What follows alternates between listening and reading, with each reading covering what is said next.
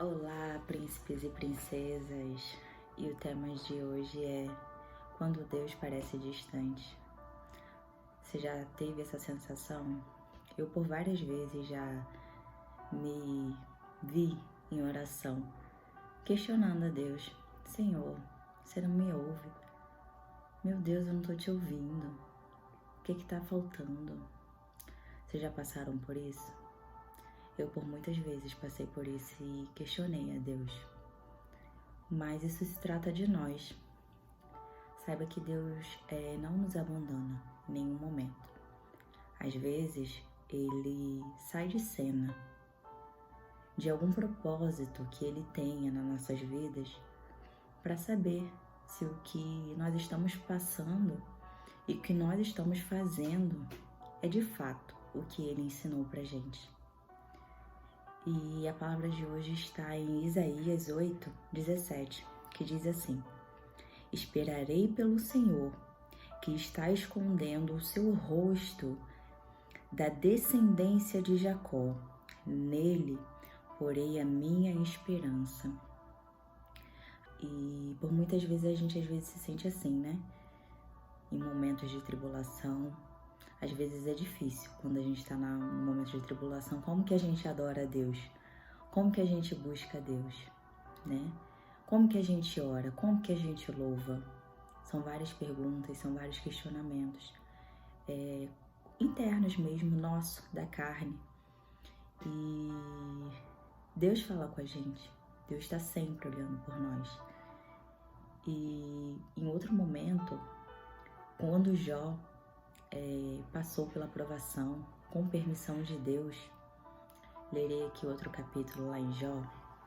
Vamos lá abrir em Jó 23, do 8 ao 10, que diz assim: Mas se vou para o Oriente, ele não está. Se vou para o Ocidente, não o encontro. Quando ele está em ação no Norte, não o enxergo. Quando ele vai para o Sul, nem sombra dele eu vejo.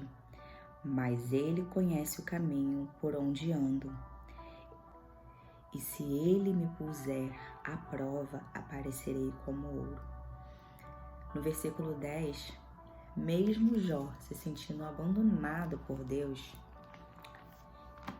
ele mesmo assim diz que Deus está colocando ele à prova, e mesmo assim ele confia em Deus.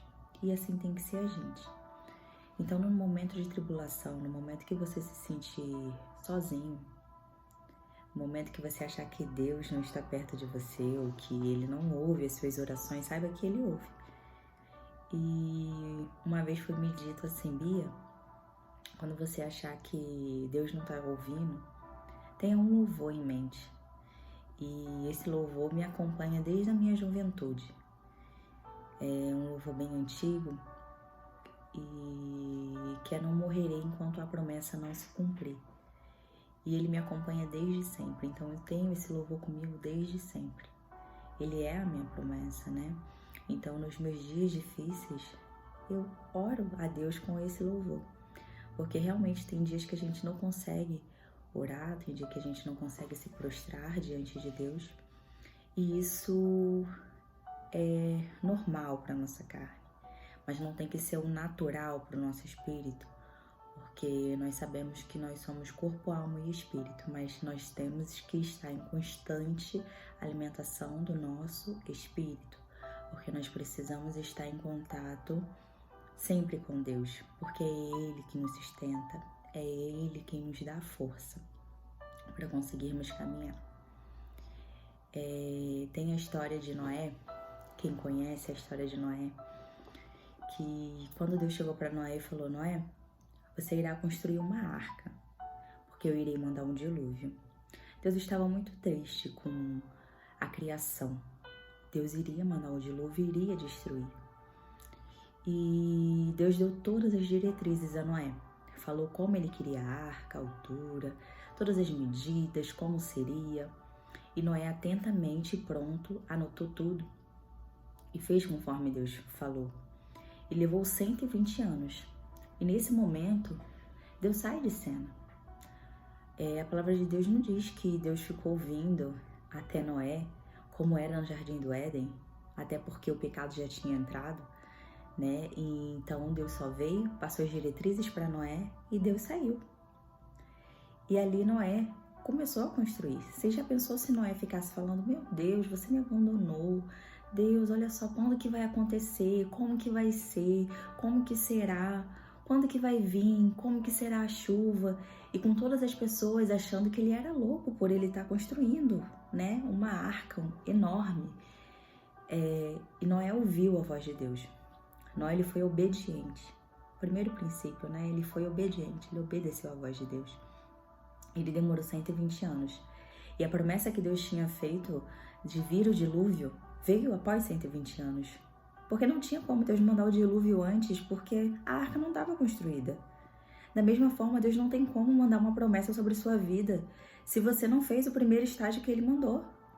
Não tem como Deus te levar para um próximo nível se a primeira fase você não conseguiu ser aprovado. Se você não conseguiu, se Noé tivesse levado 80 anos para construir a arca, em 80 anos Deus teria mandado o dilúvio.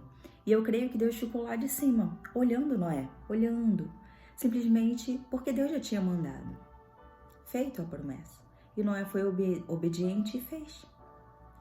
E é muito diferente quando nós temos a Bíblia, temos a palavra de Deus, e nós podemos ver todas as promessas, tudo que foi feito na palavra de Deus, e todos os processos que eles passaram, e o fim, que o nome de Deus foi glorificado.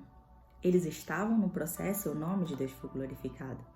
E quando somos nós que estamos no processo e a gente não sabe o fim, mas nós cremos num Deus e sabemos que, mesmo que seja a nossa vontade ou não sendo a nossa vontade, o nome de Deus será glorificado. Então nós temos que crer e fazer aquilo que Deus mandou.